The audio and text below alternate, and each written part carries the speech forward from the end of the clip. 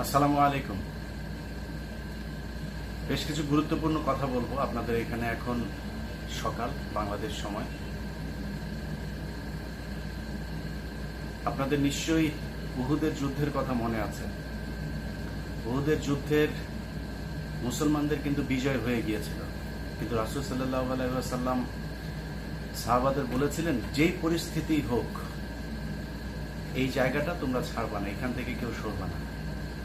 কিন্তু তারা বিজয় সুনিশ্চিত মনে করে তারা সেই জায়গাটা ছেড়ে দিয়েছিল এবং ওই দিকটা দিয়েই তারপরে পরবর্তীতে খালিদ বিন ওয়ালিদের নেতৃত্বে হামলাটা হয়। সেই হামলাতে রাসূল সাল্লাল্লাহু আলাইহি ওয়াসাল্লামের যে কটা যুদ্ধে তিনি অংশ নিয়েছিলেন তার মধ্যে সবচাইতে বোধহয় এটাতেই তিনি ক্ষয়ক্ষতির সম্মুখীন হয়েছিলেন। অনেকে মনে করেছিল তিনি মারাও গেছেন। যাই হোক, এই যে কথাটা কেন বললাম সেটা হচ্ছে যে আমাদের বুঝতে হবে যে বিজয় মনে করে বেশি উল্লাস করা যাবে না, এটার সব শেষ পর্যন্ত দেখতে হবে। কারণ একটা জিনিস মাথায় রাখতে হবে যে 20 বছর একটা সরকার ক্ষমতায় ছিল, সে তার প্রতিটি লেয়ারে লেয়ারে এবং এই যে সময়টা সে নিচ্ছে, এই সময়টাতে শেখ হাসিনা তো বসে মানে ঘুমাচ্ছে না। সে ড্রাগ নিয়ে তারপরে এইসব নিয়ে কি করা যায়, কেমনে কোথায় মানুষ মেরে তারপরে ক্ষমতায় টিকে থাকা যায় সেই চিন্তাই কিন্তু করছে। সেনাবাহিনীর ওয়াকারের বক্তব্য আপনারা শুনেছেন বিভিন্ন মিডিয়াতে। তিনি বলছেন যে আমরা জনগণের সাথে আছি। এই সেনাবাহিনী এটা সোনাবাহিনী। এই সোনাবাহিনীর আকার যদি সরায় আবার সেনাবাহিনী করতে হয়, এত সহজে সম্ভব না। 25শে ফেব্রুয়ারির সে হত্যাকাণ্ডের পরে অনেকগুলো ঘটনা, অনেকগুলো কুল এই মোকাবেলা করে তারপরে শেখ হাসিনা আজকের এই সেনাবাহিনী তৈরি করেছে। শুধু তাদেরকে এত বিশ্বাস করার কিছু নাই। তারা যদি ভালো হয়েও যায় তাও জনগণের চাপে, কিন্তু ওয়াকার সহ এই যে উচ্চপদস্থ যেগুলো আছে এগুলোকে বিশ্বাস করার কোনো কারণ নেই।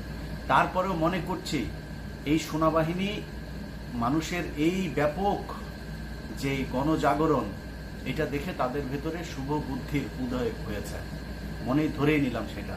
কিন্তু তারপরেও মাথায় রাখতে হবে যে শেখ হাসিনা জায়গায় যদি আপনি হতেন কি করতেন? এই গত 20 বছরে যে জুলুম, নির্যাতন, দুর্নীতি, লুটপাট করেছে, সেটা তো সে ক্ষমতা থেকে যাওয়ার সাথে সাথে সবকিছু উন্মোচন হয়ে যাবে। আর তার জীবন দশায় তো আর ক্ষমতায় আসার কোনো সুযোগ নাই। সে যতক্ষণ পারে এটাকে লিঙ্গার করে তারপরে ক্ষমতায় টিকে থাকার চেষ্টা করবে। এটা খুবই স্বাভাবিক একটা বিষয়। আমার কাছে যতটুকু তথ্য আছে, আগামীকালকে ছাত্রলীগ, যুবলীগ, শেখ মুজিব আর শেখ হাসিনার ঘর্ষণে পয়দা যেই লীগ আছে, এই লীগ এরা প্রচন্ড আক্রমণাত্মক হতে পারে। আমি আবারও বলছি, হতে পারে। তাদের মোকাবেলা করার জন্য যতটুকু প্রয়োজন ততটুকু আপনাদেরকে প্রস্তুতি নিয়ে যেতে হবে।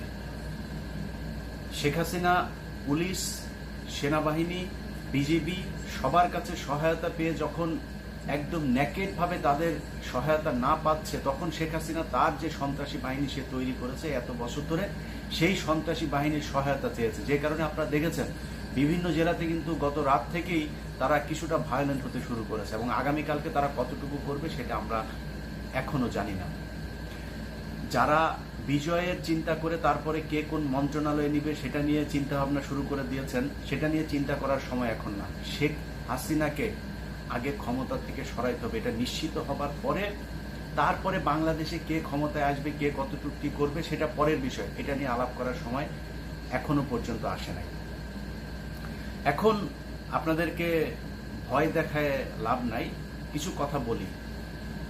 দেশে আপনারা আছেন, আমার চাইতে ভালো জানেন পরিস্থিতিটা কি, সেটা বুঝতেই পারছেন। ছাত্রলীগ, যুবলীগ চেষ্টা করলেই তারপরে তারা আগের মতো এসে মারধর শুরু করে দিবে, এটা মনে হয় সম্ভব না। আওয়ামী লীগের অনেক নেতা আপনারা দেখেছেন, সেগুলো কতটুকু সত্য মিথ্যা সেটা জানি না, বিমানে ওঠার ছবিও আপনারা দেখছেন। সো তারা কিন্তু পালিয়েছে, কিন্তু নতুন নতুন সন্ত্রাসীদেরকে আবার মাঠে নামানো হয়েছে। সম্রাট সহ অনেক সন্ত্রাসী এখন মাঠে আছে। তাদের অতীত ইতিহাস যদি একটু চিন্তা করেন, 21শে আগস্টের কথা মনে আছে? এই আওয়ামী লীগ, এই যুবলীগ যারা এখন কথায় কথায় 1 মিনিটে নাকি সারা বাংলাদেশ ঠান্ডা করে দিবে, শুধু ছাত্রলীগই নাকি যথেষ্ট এই আন্দোলনকারীদের ঘরে পাঠানোর জন্য, এরকম বয়ান যারা দিয়েছে, এই বয়ানেরা কিন্তু 21শে আগস্টেও ছিল। 15ই আগস্ট শেখ হাসিনার পরিবারের সবগুলোরে বাসার মধ্যে লাঠি দিয়া দিয়া তারপরে শোয়া শোয়া তারপর গুলি করছে। শেখ মুজিবের বিচিতে চাপ দিয়া ধরে তারপর মারা ফেলছে। ওই কিছু করতে পারেনি তো, এই আওয়ামী লীগই তো। এরা নাকি বিশাল আকারে এরা আন্দোলন শিখায় মানুষে, কিছুই করতে পারে নাই। 111-এ শেখ হাসিনাকে ধরে নিয়ে গেল জেলখানায়, কি করেছিল এই আওয়ামী লীগ? কিছুই করতে পারে নাই। সো এরা যে বিশাল আকারে আন্দোলন কখন পারে? যখন পুলিশ তাদের পেছনে থাকে। আমি যতটুকু আমার কাছে তথ্য আছে আমি আপনাদেরকে কথা দিচ্ছি, পুলিশ নিউট্রাল ভূমিকায় থাকবে। স্টিল আবারও বলি, শেখ হাসিনার যেমন কোনো রাস্তা নাই এখান থেকে বের হওয়ার, তেমন কিছু পুলিশ, সেনাবাহিনী, তারপরে এই সাংবাদিক, রাজনীতিবিদ কিছু কিছু আছে এখন পর্যন্ত, যাদের কিন্তু তাদের ভাগ্যটা তারা শেখ হাসিনার সাথে সীমাবদ্ধ করেছে, তার সাথে বেঁধে ফেলেছে। শেখ হাসিনার যা পরিণতি হবে তাদের পরিণতি সেটাই হবে। সো তারাও চাবে, শেখ হাসিনা যদি ক্ষমতায় থাকতে নাও চায়, বলবে ম্যাডাম আপনি থাকেন, আপনি চলে গেলে আমাদের কি হবে? সো তারা কিন্তু কিছুটা আক্রমণাত্মক থাকতে পারে, এটা অস্বীকার করার কিছু নাই। কিন্তু যদি মেজরিটির কথা চিন্তা করি, পুলিশ, সেনাবাহিনী, বিজেপি, তারা কালকে আগের মতো আচরণ করবে না। সো এই যারা বলে যে বিশাল আকারে তাদের প্রভাব, বিশাল ক্ষমতাশালী তারা, পিছনে যদি পুলিশ না থাকে তাহলে দেখবেন যে কিভাবে দৌড়ায় এরা। এদের কুকুরের মতো যেভাবে এরা আচরণ করে, এদের সাথে ওই আচরণ করতে হবে। বেশি মানবিক হওয়া যাবে না। যুদ্ধের সময় যদি আপনি চিন্তা করেন আমি মানবিক হয়ে থাকবো, নো, এটা সম্ভব না। ওরা যা করে ওদের সাথে সেইটাই করতে হবে। সো সেটা করার জন্য কি করতে হবে? আপনাদেরকে মনে রাখতে হবে যে আপনাদের হাতে অস্ত্র নেই। সো এদের সামনে দাঁড়িয়ে যদি আপনাকে যুদ্ধ করতে হয়, যতটুকু প্রয়োজন, আমি ঢাকা শহরের প্রতিটা মানুষকে বলবো, গতকালকে কুমিল্লার কিছু ভিডিও দেখে খুব খারাপ লেগেছে। সেখানে এই ছাত্ররা বিভিন্ন বাড়িতে ঢুকতে চাচ্ছে, তারা ঢুকতে দেয় নাই, তাদেরকে সেখানে কোপানো হয়েছে। প্রায় 12 জন কালকে কুমিল্লাতে মারা গিয়েছে। সো এটা যেন ঢাকাতে না হয়। আপনাদের ঘরে লাঠি, সোটা, যার যা আছে, যদি এরকম কোনো পরিস্থিতি দেখেন ছাত্ররা আপনার বাড়ির নিচে গ্যাদারিং করছে, তাদেরকে সেগুলো জানলা দিয়ে ছুঁড়ে ফেলেন, তাদের হাতে দিয়ে দেন সেগুলো। আপনারা আপনাদের বাড়িতে এগুলো গুছিয়ে রাখেন, কারণ তারা তো এটা হাতে করে নিয়ে আসতে পারবে না হয়তো। সো আপনারা আপনাদের বাড়িতে রাখেন, তাদেরকে সেই সহায়তা করেন। যা যা প্রয়োজন, মেয়েরা যারা এখানে থাকবে তাদের হাতে ছোট ছোট জিনিস রাখতে হবে। এগুলিরে পাবেন, আস্তে করে চিপাই নিয়ে তারপরে কাইটা হারুনের মতো ছোট বানাই দিবেন। সো এটা আপনাদের মাথায় রাখতে হবে। এদের সাথে আপনাকে যুদ্ধ করতে হবে। সো যুদ্ধের ময়দানে গেলে কি কি লাগবে, কি প্রয়োজন, সেটা আপনাদেরকে নিয়ে যাইতে হবে। এখন এই যে বক্তব্য এতক্ষণ যা বললাম, এটাতে ধরেন আওয়ামী লীগের অনেক মানুষজন আছে, ভাই তুই দেশে আয়। এটাই গত 15 বছর ধরে কিন্তু শুনছি যে তুই দেশে আয়। এটা তোর বাপ নাকি জাতির পিতা? ও এর মাঝখানে বলে নেই, আন্দোলন সারা বাংলাদেশে ওই এই যে কি বলে ওইটার নাম কি ছিল, সোনাতলিতে যায়, তারপরে সোনাগাছিতে যায় যে ফলে আসছিল না, সোনাগাছি না রে, নারায়ণগঞ্জের ওইটার নাম কি, টানবাজারে চশমা ফেলা আসছিল না শেখ মুজিব। এই শেখ মুজিবের ওই সময়ে তাকে বারবার বলা হয়েছিল যে আপনি একটু স্বাধীনতার ঘোষণা দিয়া যান। সে দেয় নাই, সে ওই আর্মির সাথে করে তারপরে 9 মাস ওইখানে যা হানিমুন করে আসছে। তো হানিমুন করে আসা সে জাতির পিতা হয়ে গেল। তোর বাপ যুদ্ধ করছিল? তোর একটা বাপেরা যুদ্ধ করছিল? তোর বালের 4 নেতা নাকি? তো 4 নেতারা যুদ্ধ করছিল? কে যুদ্ধ করছিল? কেউ যুদ্ধ করে না। তাও তোর বাপ নাকি জাতির পিতা? তোর বাপ যদি জাতির পিতা হয়, আমি তো জাতির দাদারে। তোর বাপেরও বাপ, তোর বাপ তো কিছুই করে না। আমরা তো তাও প্রকাশ্যে কথা বলছি। আমরা বাংলাদেশের এখন স্বাধীন বাংলা বেতার কেন্দ্র। কনক সারোয়ার, ইলিয়াস হুসাইন, পিনাকি ভট্টাচার্য গুলি বাংলাদেশের স্বাধীন বাংলা বেতার কেন্দ্র। আমরা চোখে ঘুম, মুখে মাথায় ঘুমটা দিয়ে হাতে চুরি করে বসা নাই। হ্যাঁ, ছাত্রলীগের যারা পটাং পটাং করে না, আপনাদের সব শেষ। এইটুকু শুধু উদাহরণ দিয়ে বলে যাই, শেষ করি ভিডিওটা। ভয় পাওয়ার কিছু নাই। এই আওয়ামী লীগ সুবিধাজনক জায়গায় যখন থাকে তখন তারা ধ্বংসাত্মক, একদম অমানবিক, অমানসিক আচরণ করে। সুবিধা যখন না থাকে এরা জীবনেও কিছু করতে পারে না। এই যে লন্ডনে দেখেন না, 2 দিন পর পর জুতা দিয়ে পেটায়। কিছু করতে পারে? দেখছেন আপনারা, দেখেন না ওখানে গেলে শেখ হাসিনা গেলে হোটেল পায় না, যেই হোটেলে যায় ওঠে ওই হোটেলের সামনে যায় বিএনপির পোলাপান যা ডিস্টার্ব করে। ওরা এখন আর লন্ডনে কেউ হোটেল দেয় না, ও লন্ডনে যাইতে পারে না এখন।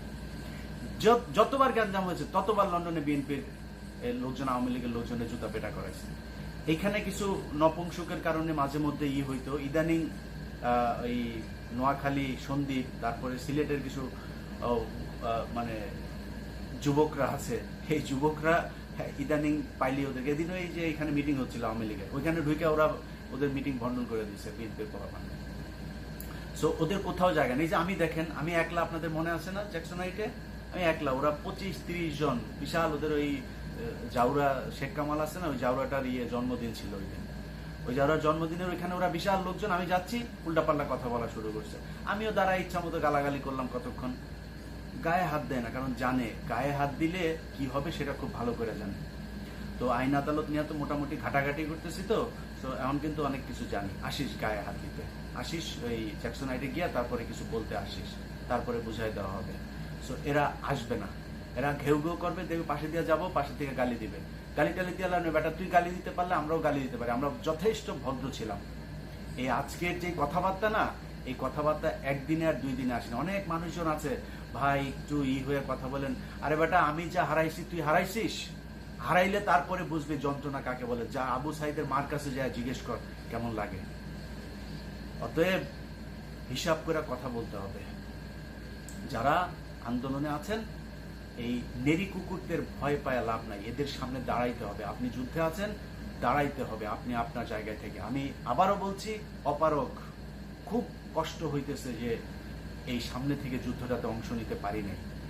আল্লাহ যদি সেই সুযোগ দেয়, অবশ্যই এরকম যুদ্ধ সামনে আসলে সেই যুদ্ধে থাকার চেষ্টা করবো ইনশাআল্লাহ। সবার প্রতি ভালোবাসা, সম্মান।